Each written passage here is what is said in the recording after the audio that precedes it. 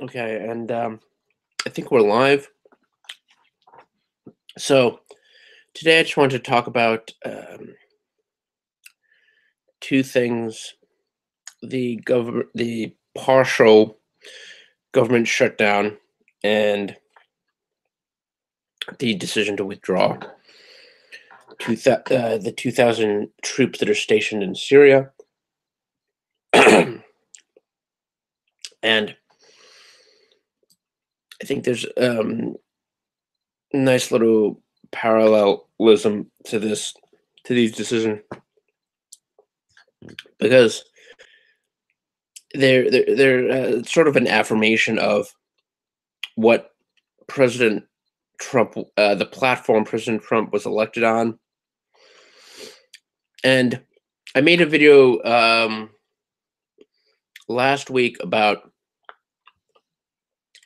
the border, the dispute over the border wall, and my point was that this is kind of the do or die moment for the Trump presidency. If he can't accomplish this minimal task, it's pretty much going to be this is going to be a one-term presidency, regardless of what else happens in the intervening year, in the ensuing years up until the 2020 election. This is his signature issue. It's sort of like the Bush no new taxes pledge. George Herbert Walker Bush, but it's so much more important because tax rates can be reduced or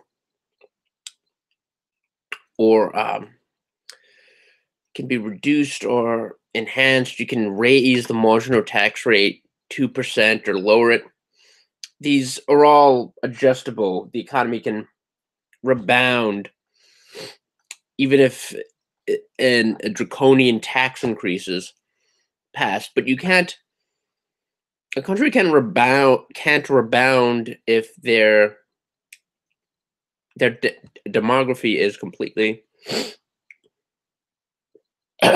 completely altered. There's no way to recalibrate once you've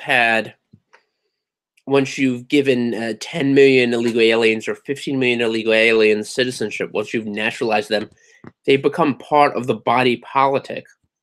You can't deport them, or you certainly can't deport them en masse. You can't strip them of their citizenship. You can't remove them from the electorate.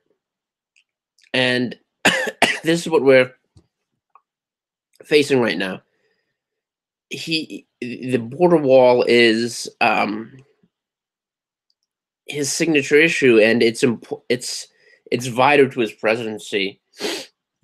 Not least of all because it's symbolically important as a demarcation point between the rest of the world beyond our southern border and us. The people who are opposing this do not want.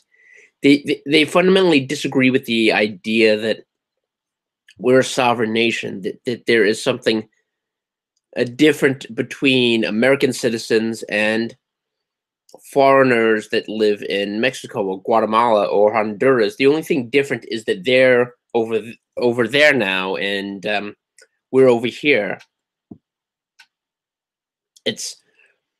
But they feel if they want to come here, they should, and there should be nothing obstructing that. That's why a measly $5 billion is arousing such opposition. They fundamentally don't think there should be a difference between America and Honduras. And I think it dovetails to a certain degree, with the decision, with their support for unending, excuse me, unending Middle Eastern conflict.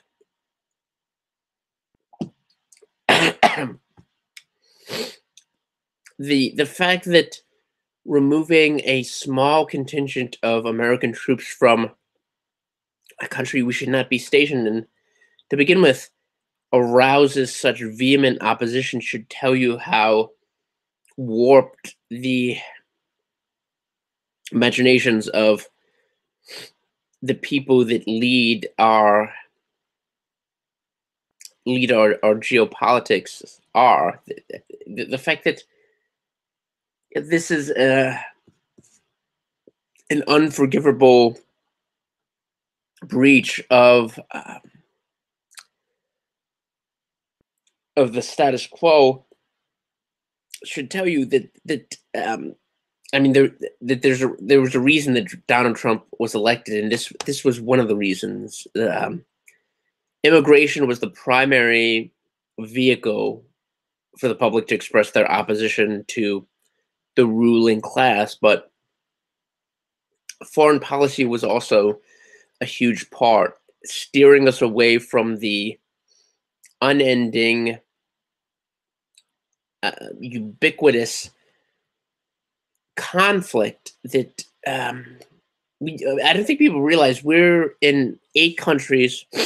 We have wars taking place in 8 countries, Syria being one of them.